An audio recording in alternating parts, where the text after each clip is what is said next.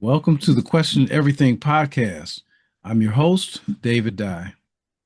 Today's conversation explores a question that most people never think to ask, but it sits at the foundation of everything we believe about ourselves. And that question is, what does it actually mean to be human? Because a lot of modern systems, especially around mental health, are built on assumptions about how the mind works, what consciousness is, and how we function as people. But what if those assumptions are incomplete or even based on misunderstood definitions? Today, I'm joined by Sam Kneller, who approaches this question through the lens of biblical Hebrew, specifically Genesis 2:7, which describes the breath of life and what it means to be a living being. His work focuses on unpacking the original language to explore whether ancient texts might offer a more precise understanding of concepts like mind, body, and identity. So today we're going to explore how definitions shape understanding, how language influences perception, and whether re-examining foundational texts can change how we think about mental health and human function. Sam, welcome to the show. David, it's a pleasure to be here, and I must say, I couldn't have done a better introduction myself. You nailed it. You nailed it. Thank you. Thank you. Now, what does Genesis 2:7 actually say? Well, Genesis 2:7, the verse says, "And God formed man from the dust of the earth and breathed into his nostrils the breath of life, and man became a living soul." That's the word for word verse. Okay. Okay. Now, what do you think is commonly misunderstood about that verse? Practically everything. um, in my book, which is up here, Mind Body Problem Solved, I actually have 20 fundamental questions around that verse. Um, that verse, if I just give a little bit of history here, is one of the most fundamental verses we can imagine. Why? Simply because it is the verse that explains what it is, as you said in your introduction, to be human. And it's looking at it obviously from a God perspective, and it's placed in a particular position, Genesis 2:7 in the Bible. To give it some context, what's happened here is, as Genesis 1 says, God created the heavens and the earth, and then it gives the 7-day story of creation. And basically, what God is doing here is he's building the nursery room. He's building the environment, just as newborn parents with a newborn would do, to give them the best environment, to give them the best start in life. So up until Genesis 2:7, we have this creation. We call it, creation. I could call it the nursery, the nursery creation, let's say. And then all of a sudden, he creates the baby. And the baby comes along, and as we know, he puts the baby in the Garden of Eden, et cetera, et cetera. So everything prior to 2:7 leads up to that creation of humans. And basically, the rest of the Bible, the entirety of the rest of the Bible, is the story of that human being, obviously with his wife, the couple, and then as population expands.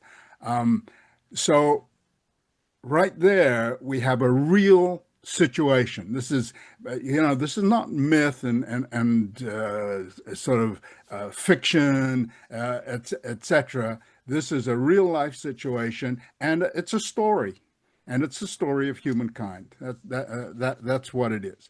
So, we're going to get into what it is to be human, and that verse tells us what it is to be human. It gives us the basics.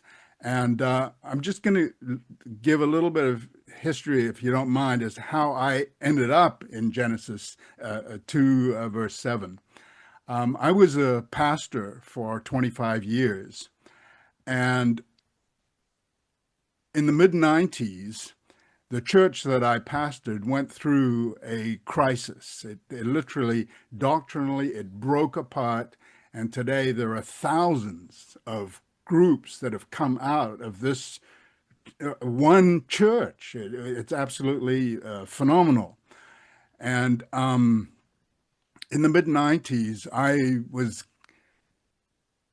I was burned out. I just, and so with the church, I decided to take a leave, and total agreement, no problem, go ahead. And I sort of left off. I mean, I kept on believing. I knew God was there, etc. But I just, with all this doctrinal stuff going around, I was kind of, what have I, had I been teaching the truth? It was a very fundamental question. And I would say, what your podcast is, question everything. And that's what I had to do. I had to go back and question everything, not from a I doubt, I doubt, I doubt, but just from a foundational point of view and to see what it says. And so that's what I did. I got into the study. It was around 2000, the year 2000, that I sort of started this deep study. And I decided we've got to start at the beginning, Genesis. And why Genesis? We could have started in Matthew in the New Testament. Genesis is the first 5 minutes of the story. And if you don't get that first 5 minutes and the plot and the characters, you're playing catch up. And that's what, unfortunately, a lot of Bible readers and a lot of theologians do. They get into the middle of the story and we haven't got the foundational basis. I had the opportunity of studying some Hebrew in a prior life. Well, I mean a prior physical life. I don't mean another life. And so I was able to get around in biblical Hebrew. I actually lived for a couple of years in Israel and learned some Hebrew there as well. So I was able to get around, and I decided to do the study in the original language. And as a result of that study, it's amazing because the translations, they give you sort of like a word for word translation. What I began to understand, and I've written I've written about 13 books, and one of the books is 7 Keys to Master Biblical Hebrew. And one of the keys, in fact, the seventh key, and that's the most important key, is that a Hebrew word can't be translated word for word, because a Hebrew word tells a story. In the entire Old Testament, you've only got 8,700 words to write the entire book. There are thousands of words, etc. So each word tells a story, and we have to know the story. And this is why we misinterpret the Bible, is because we're just taking a section of a meaning and we're taking it out of context. We don't have the complete picture. Translations are helpful, but they don't tell us the whole story. And that's what happened when I got into this study. I began to see things that are real, that are on the paper in Hebrew, that unfortunately are not in the translations. And so that once again, I've written a whole series of 7 books on that as commentary on Genesis 1 through 3 that goes through word by word with those explanations and putting it in context. And of course, it's important because that's the nursery room. That explains the nursery room. And also it goes much further than that. It explains the why. Why did God create humans? We want to know what a human is. But I mean, why this powerful God, why would he even consider creating humans? Okay, and Genesis 1 actually answers that question. But most people don't see that answer in Genesis 1, but that's another story. Okay, so we get now to Genesis 2, verse 7, and particularly the breath of life. And in Hebrew, that's Nishmat chayim. Neshama is the breath, and life is chayim. In actual fact, in Hebrew, and here's already a little difference, it doesn't say the breath of life. It says the breath of lives, plural, chayim. Life in Hebrew, in singular, is chai. And the yim at the end, it's like El, Elohim, for God. Okay, Elohim, gods, is plural, you know. So the question, one question we could ask about Genesis 2:7 is, why does it say breath of life, plural? Now, straight there, we got ourselves a problem. Okay. So breath, and this was the key, is neshama in Hebrew. And frankly, when I saw that, I was totally blown away because, you know, when we read it, we think of breath, breathing, air, etc., and it stops there. And breath or air is actually another word. It's ruach, which you might be aware of. Have you heard that word, ruach?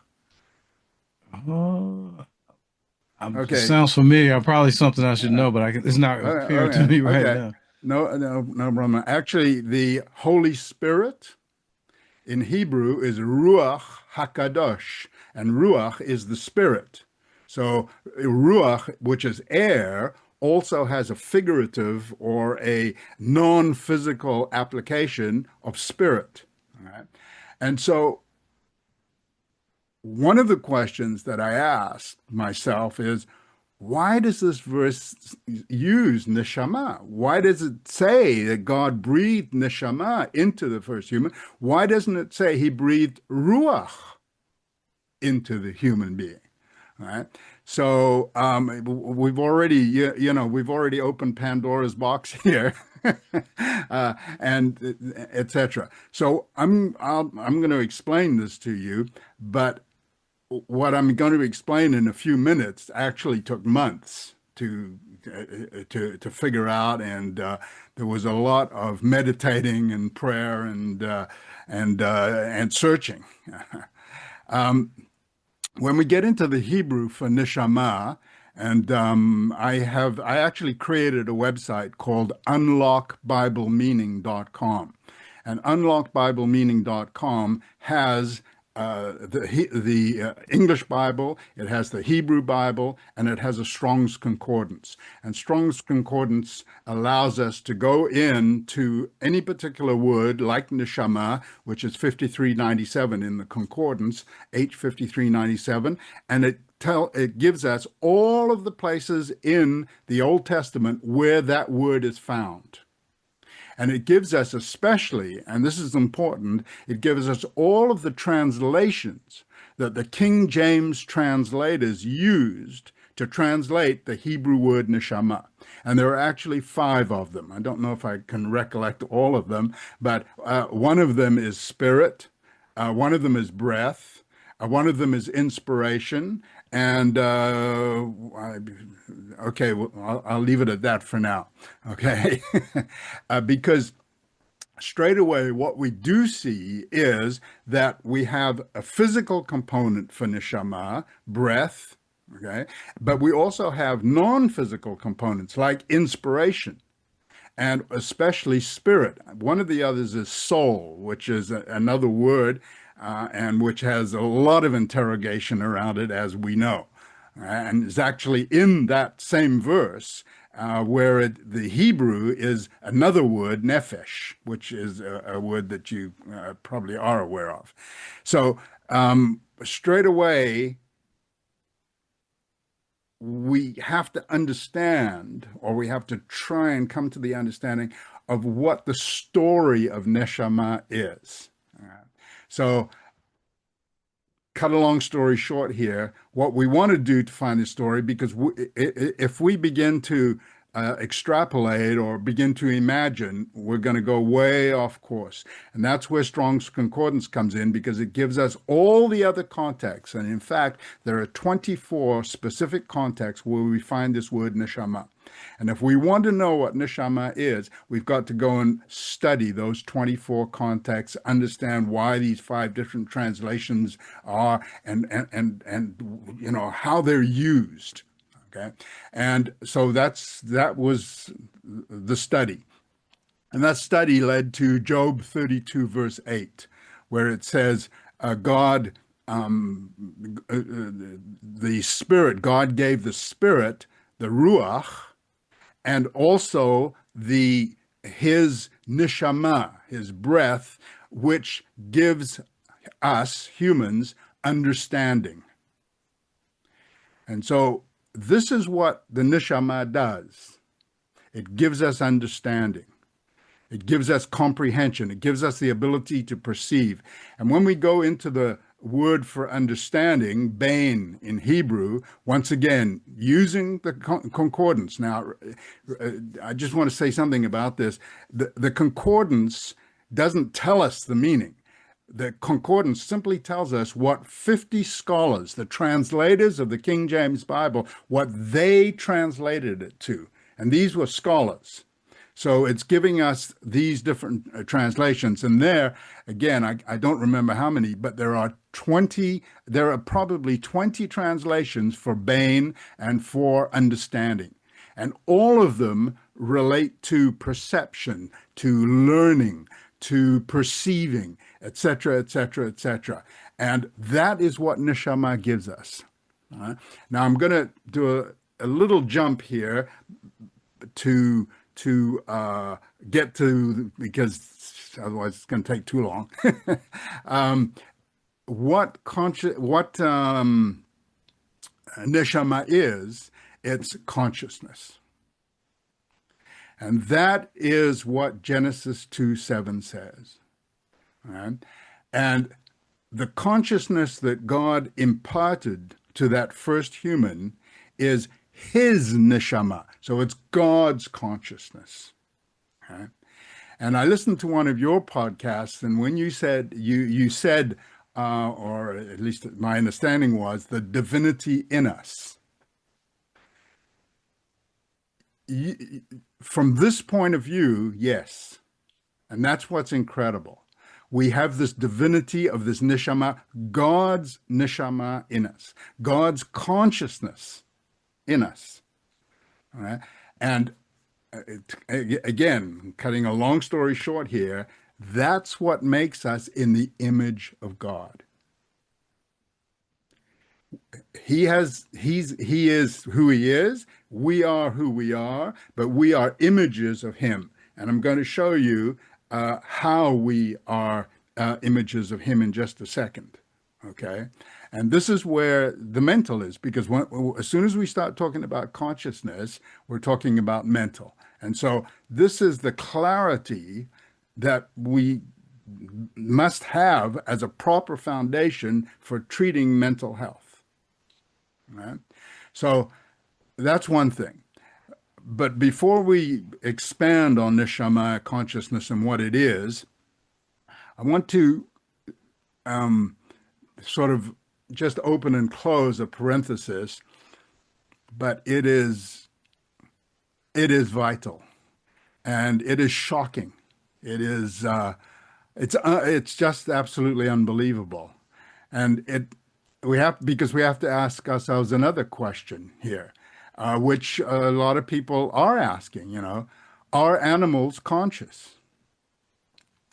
And do animals possess the same consciousness that humans possess? And of course,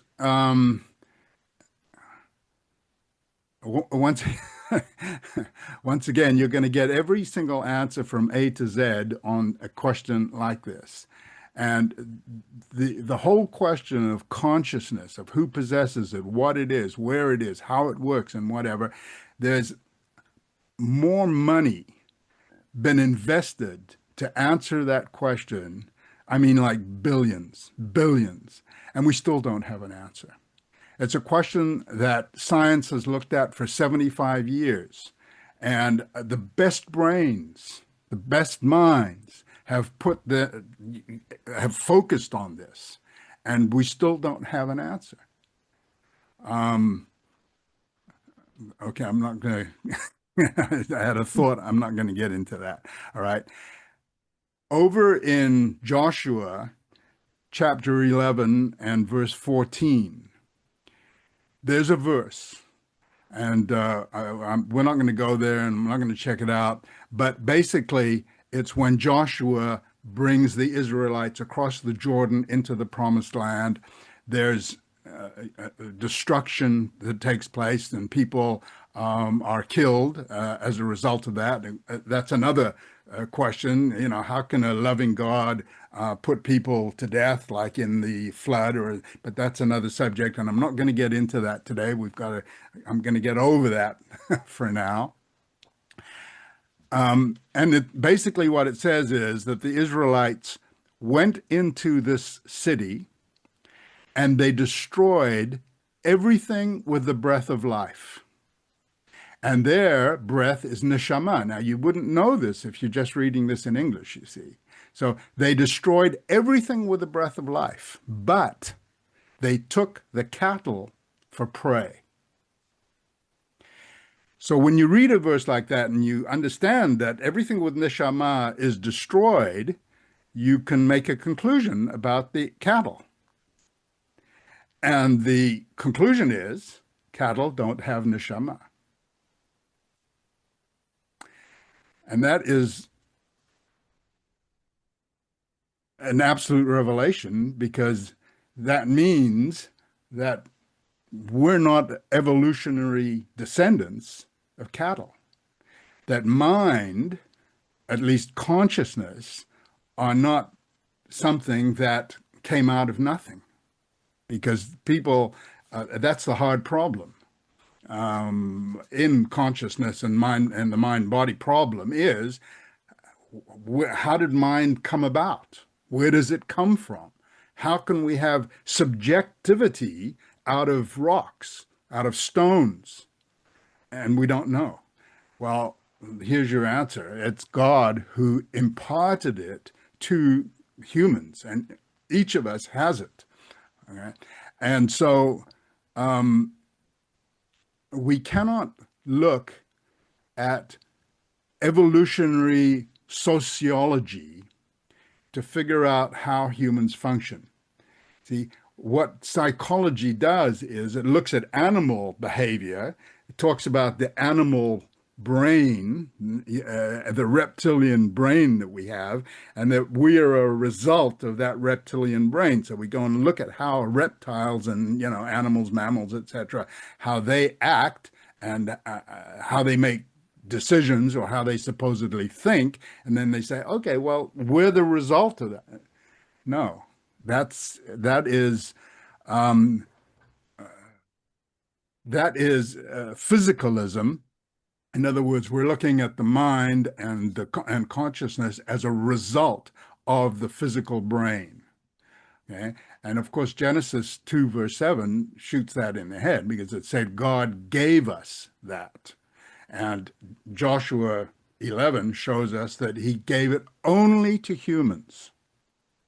Okay? So animals do incredible things, and they do incredible things that humans can't do. Right? So how come animals can do those things? Where does that come from? Well, that's another story. We can go into that maybe another time. I'm not going to go into it, but the Bible explains that. It explains where that comes from. And actually in the book, Mind, Body, Problem Solved, I have a section that does explain that as well. So here we are now with Neshama.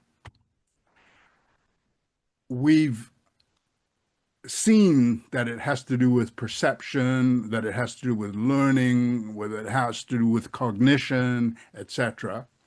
It comes from God, and it makes us in the image of God. So what we need to do now is Look at Genesis, the beginning, and see what characterizes God. What did God do? What characters does God have that he transmitted to us via the implantation of Neshama? And basically, we come to 5 areas. And those 5 areas are, first of all, reasoning. We can reason. Animals, there's a certain reasoning, once again, but there is absolutely no comparison of how humans reason and animals reason. So, how can we see this? Well, once again, God had to reason in order to create the universe. Had to reason. Once again, I'm going to go to. I'm just going to give an example, a very quick example here. We today are living on a planet with 8 billion people. If everybody could eat and have a proper diet, etc., that would be 3 meals a day. Now, of course, some of us only eat 2 meals and some only eat 1. But let's, just for this conversation's sake here, if we ate 3 meals a day, that's 24 billion meals a day. Now, in order for humans, and God knew that eventually it would be multiple billions, you have to have the resources to do that. You have to be able to grow, you have to be able to process, et cetera, et cetera, et cetera. There is not one planet that with all of our technology today, and looking into the edges of space, the Webb telescope, et cetera, et cetera, et cetera, where we know of any planet where 1 meal can even be made.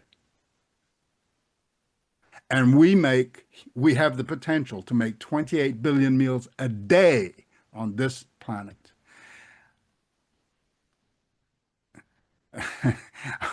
Once again, we could go off onto, I'm just thinking, and I can't remember what it was called. Remember they tried to build a self-containing unit. I think it was in Utah, where they wouldn't have to put anything in, and where it would be literally self-containing. They had 5 people in there, etc. And it worked for a while, and then it collapsed. All right. Well, it's because we didn't reason it properly. We didn't think about it. We didn't have the solution. Well, we're living on a self-contained planet.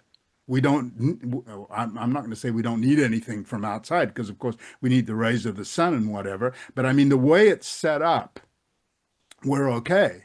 I wrote the first book I wrote, which actually I didn't want to write it. It's too complicated to write. It's called Inventory. Actually, it's this one over here, Inventory of the Universe. It asks, it questions everything,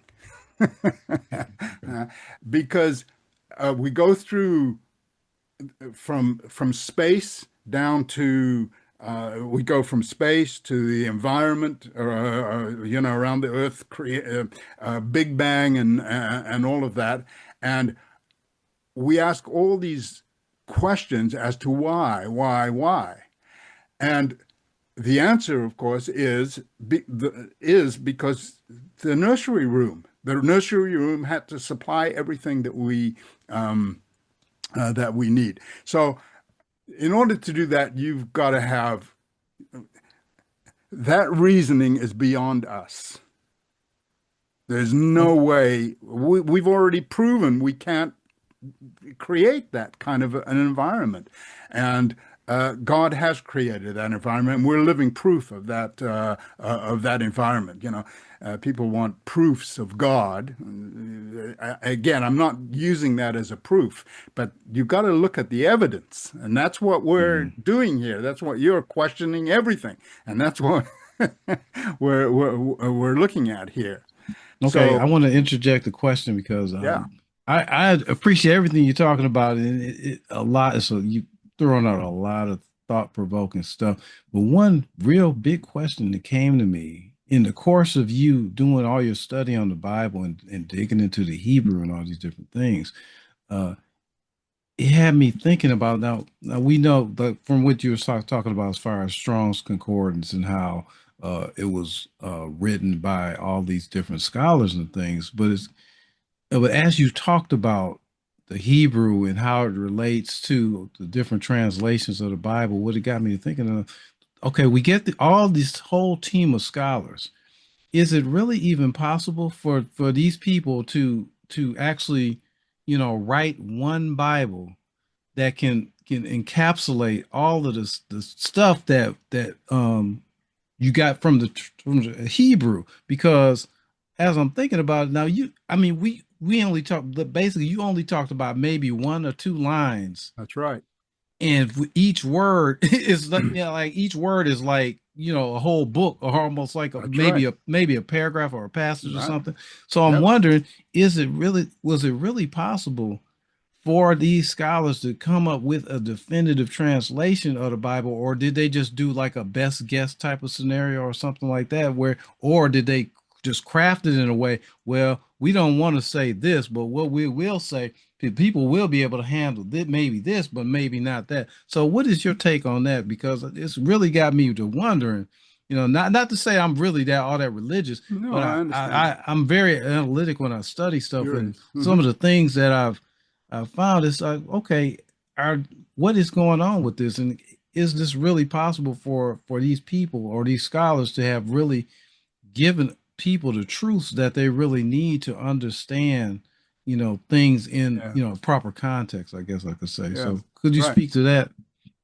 Yeah. This is it's an incredible question. And of course, frankly, we need an entire podcast on that. But we're not, that's not what we're going to do just today. Um, yeah, the short answer is no, it's impossible to give one Bible translation. And that's the reason that we have so many translations, is because somebody reads something and they say, I don't agree with that. And then they go off and write another and somebody doesn't agree with that and whatever. And today we've got hundreds of translations, literally hundreds of translations.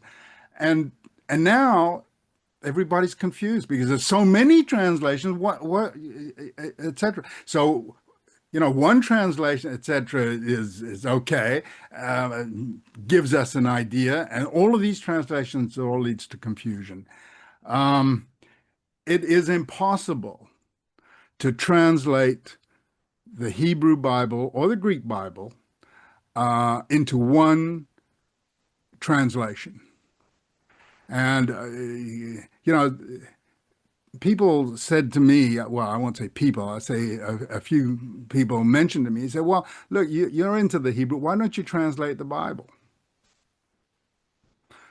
And I said to them, if I translate the Bible, and maybe there's no way I'm going to translate the Bible. But I say the answer is, look, if people read my translation, that's Sam's translation. Uh, the Bible's God's word. The Bible's not to be Sam's translation or somebody else's translation. Okay, it's got to be, and the proper. Uh, let me. I have the word interpretation, um, and I don't want to use that word because it has a negative connotation. We have to have the right understanding of the Bible. That's what we want here. Okay. Now, coming back to that question about talking to translations, I use the King James version. You could use the New King James or the ESV version. Um, every Bible has something. It gives you an introduction. It gives you an outline. It gets you into the subject. Let me, if I put it that way. The trouble is that every Bible and every translation is done with the translator's mindset as the background to their translation. The King James Version was done by King James, the beginning of 1600s, and he, of course, is the Church of England. So all of the translators had the Church of England, and that's why we find things like Holy Ghost in there, etc. And a number of other things concerning the Holy Ghost. So, yeah, you cannot make a translation without putting your mindset ends up being in the translation, whatever you do. And that's why, because people have different mindsets, we have different translations. Okay. Now, I'm not going to say which is the best or which is the worst. I'll just say that they're all introductions. They all give you an idea, but they're all incomplete. Because, as I said, a Hebrew word tells a story. And I like to compare it to a puzzle. Okay, so a Hebrew word is a puzzle piece. And as you know, a puzzle piece has all sorts of, the edges of each puzzle piece is different. Right? And the interpretations are, we have the piece, but we only have a portion of the edge. And they're showing that portion, and it's omitting the rest of the edge. And that's what happens with Neshama. It's breath, it's physical. And basically what that does is it gives us 10% of the iceberg. And the 90% under the water we don't see. So is it breath? Yep, it's breath. But it's also a lot of other things that are vital. And as we're seeing here, it's consciousness. Okay? And that we don't see, and nobody's seen that. Nobody's explained that. Honestly, I don't know why I understand this. Honestly, anyway, that's another story. But when you do this study, it follows through, et cetera, et cetera. Okay? So I don't know if does that sort of help clarify your question or?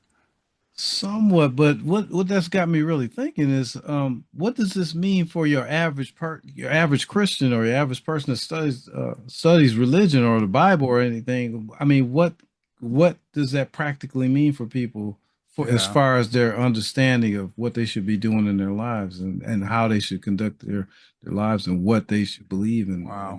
And, so That I don't that know. I is don't know. That's a big question, I know, that but is a it's big question, but it is the fundamental question, because it's not only the people who are learning, it's the people who are teaching. What are we teaching?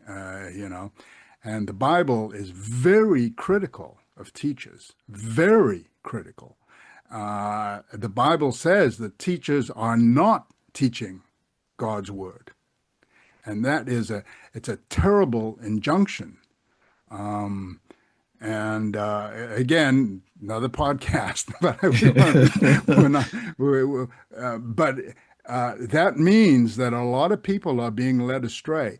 And I would submit this to you today, is that there is a return to spirituality. And yet, there's also a lot of people leaving churches today. And why are people leaving churches? I think it's because people are not finding answers. They're not finding answers to mental health, since we're going to, continue on talking about this. They're not finding answers to life, to how to live life and be prosperous in the large sense of that word. And unfortunately, that's where there's a huge lack, and people are they're misguided, and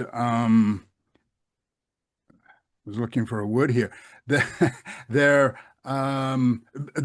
they feel life is meaningless, And that is a huge cause of anxiety. People don't know where they're going. The young people today, they don't know, what the future holds. Okay? And it's because we're not being taught what the future holds. It's because we're not being taught how to reach out to that future, et cetera, et cetera. It's because we don't understand what a human is. And we don't understand why God created humans, and we don't understand what God really wants from humans. And it's just so fundamental that it's really, really, really sad to see what's going on today. Wow. With that said, it sounds like there's, a vast amount, maybe more things that are in the facts that are in the Bible than anything that we've extracted from the translations of the Bible that we've already been exposed to. So it sounds like it's going to require a lot more people like you to actually dig into because because I guess on a certain level, scholars and things, I mean, there's no doubt they're smart, they're intelligent, Oh they're yeah, experienced, these kind of things. But I think sometimes, just from what I observe with PhDs and professors and those types of things, Mhm. it seems like a lot of those people, although they're intelligent in these kind of things, a lot of them seem to be out of touch with reality to a certain extent. Because I That's guess you right. get in this little cubby hole and you kind of get what you get this tunnel vision, I guess you get That's from right. being so focused on maybe a particular subject because in my experience they don't really teach the professors to exactly to be more holistic in their thinking, That's right. and so I think that may be one of the reasons why you see the lack of practicality of a lot That's of right. religion, and That's that's right. why people are feeling so disoriented and disillusioned with it. So could you speak a little bit on 100%. that, I guess? Yeah, 100%. I'm right with you. You've got an image behind you of the prism with the white light going in and the rainbow coming out. Okay. The white light comes in and all of the colors of the rainbow come out. There are hundreds, thousands of colors, nuances that come out of there. And people are focused on their nuance. They're focused on their specific little niche, you know, and that is one little itty bitty piece of the edge of one of these puzzle pieces. And then we try and fit that puzzle piece with all the other puzzle pieces, which have their edges and which fit together because, again, I don't want to go too far off here, but if there is a God and if God is reasoning, then he's got one reason, let's call it what it is, truth. How many truths can you have? He's got one white light. Okay. And people are looking at these nuances and they don't see how it fits into the white light. All right. So we have to give them the big picture. You've got to have the big picture. If you don't have the big picture, you're not going to see how you fit, you know. And that's anyway, yeah, that's what I would say to that. Um, yeah, we're not teaching the big picture. We're teaching little itty bitty points out here, and often, unfortunately, those points are our imagination. They're not based on something that is reliable. They're built on sand and not on rock. And, as it says, the house will crumble. And that's what's happening. We're crumbling. We're crumbling today. And so, yeah, we got to get back to these foundational things and the foundational question, what is a human? If shall we continue so we can sum that up, what it is to be Mm, human? Or I don't know. We kind of deep into it, but it's like the more we talk, it's like the more questions come Yeah, no, up. I totally agree with you. And Totally I think, agree. I think we might need to have a number of maybe a whole series of conversations because I know we haven't even scratched the That's right. scratch of the surface on a lot of this stuff because it's like the Yes, more you talk, the more questions start popping up, and that's right. I've been forgetting questions because I've been getting new questions as the more you talk and describe all the stuff that's Yeah. going on. But I think one last question I really want to ask is what do you tell, your average, running garden variety Christian how to navigate this? What would you say to them to make sense of this and give them some type of practical thing they could do or think or a way to start to actually get a grasp and maybe get more understanding and maybe to anchor, their existence or reality or belief structure on something that they can really build on? Okay, I'm going to answer that question very, very briefly, but that is the basis of mental health. What you have just saying is how can people have mental health? In other words, how can they live a decent life and yeah, just function normally, function properly in a world that's gone crazy. Okay, all right. I'm going to answer the, I'm going to come back to the original because the original is the answer. And the five dimensions of God or the five features of God that are given to us via the Neshama. All right. The first feature, as we said, is reasoning. The second one is purpose. When it says God formed man, the word for formed is yatsar, and that means purpose. That means God had a purpose. And we humans have a purpose. Unfortunately, most humans today, well, I won't say most because I don't know, but a lot of humans don't know what their purpose is. And where there is no purpose, the people perish. And that's ill health, ill mental health, perishing. So the second thing is purpose. Okay. The third thing is conduct. Is we're being told, oh, you can do this, you can do that, it's all right, etc., etc. There's no basis for conduct. And we know that, unfortunately, that's leading us into terrible trouble today. Again, I'm not going to get into it. But the third one is conduct. The fourth one is what I call socialization, relationships. We've got dating apps and all this contact through social media, and relationships have never been in the poor situation that we have today. So that's the other thing. And once again, we could talk about our, relationships and go on and explain this. But the relationship that God had with Adam and Eve, they were his sons and daughters. And basically, what we find in the Bible, it's the it explains that God is the origin of family. We don't know why we have families today, and yet everybody worldwide, this is what's amazing, uses the family unit. Where did it come from? God established that in Genesis 1, leave your home and marry your wife, and the two of you shall be one. That is marriage, the basis of family. That is the origin. And once again, I'm going to throw a wrench in the works here. God is a family. God has a son. That son, when he comes back to earth, is going to marry. Talks about the marriage. The church is the bride. We are his sons and daughters. He's our brother, firstborn brother, etc., etc. That is one of the greatest hidden truths today that is not being taught, that God is a family. So that's socialization. God is social. He wants us to be social, but in a family relationship. Families are being torn apart today. We're doing everything to tear families apart. And finally, the fifth one is what we call stewardship.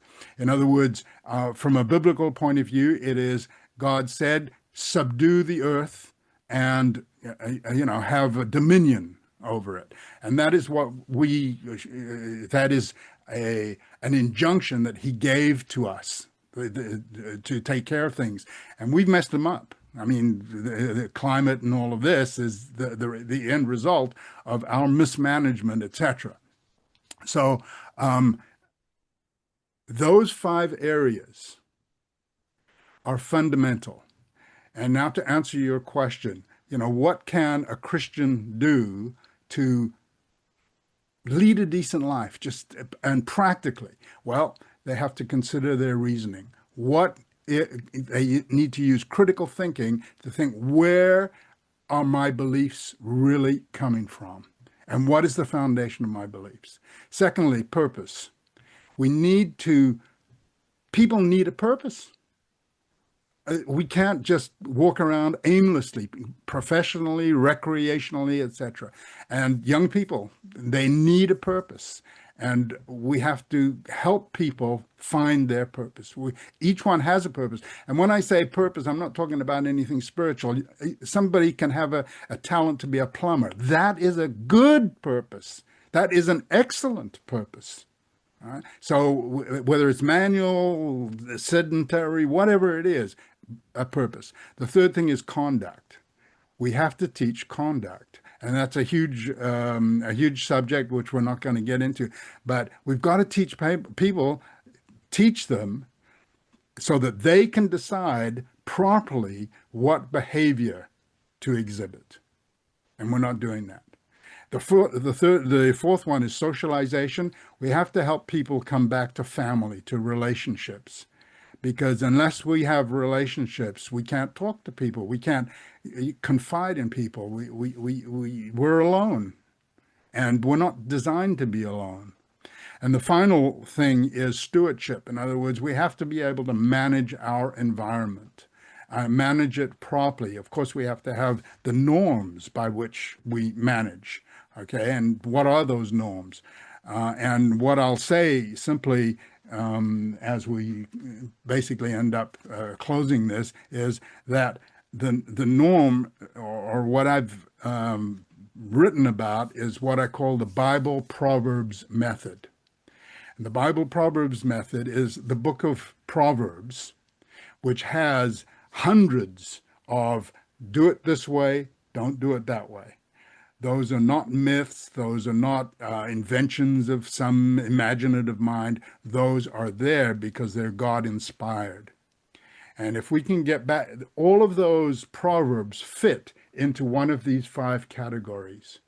And it's up to us to look at ourselves openly, honestly, and with the help of somebody else, to see which one we need to be working on. And then to find a proverb that sort of fits there, and a little exercise that we can practice for a week to help us start. We got to start, and then it's 1 + 1 + 1 + 1. And so that's what I would do that's what I would say to answer your question. This is not easy, but we can get started. We've got to get started. Man, this was a really profound interview. Now, how could people find out more information or get more access to all of your books? Hopefully, you got a website and things of that nature. Yeah, the website is called simply theexplanation.com. All one word, theexplanation.com. And if you add /books, you can come to all of the books. All right. If you want to talk to me, just do a /call, and you can set up a meeting. But yeah, it's on the website. If you really want to write to me, it's sam@theexplanation.com. All right. Well, this is a profound discussion I had. Even though I'm not religious, man, you covered so much ground. It was just really a food for thought for people that are looking for answers.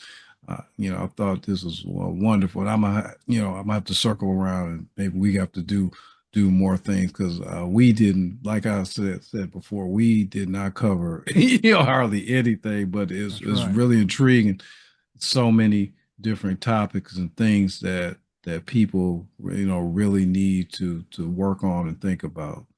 So I want to thank you for appearing on the Question Everything podcast. And this was a really thought provoking, episode for me, and I'm sure for any type of intelligent viewer that's watching this and listening to you, because it's obvious that you put a whole lot of effort and work into learning the things that you've learned. Well, I appreciate that, David. And if we can be helpful to anybody, just call on me and I'll be there, as the song goes. And, yeah, let's reach out and do what we can. That's what, that frankly, that's the motivation I have, just to help where we can and do what we can.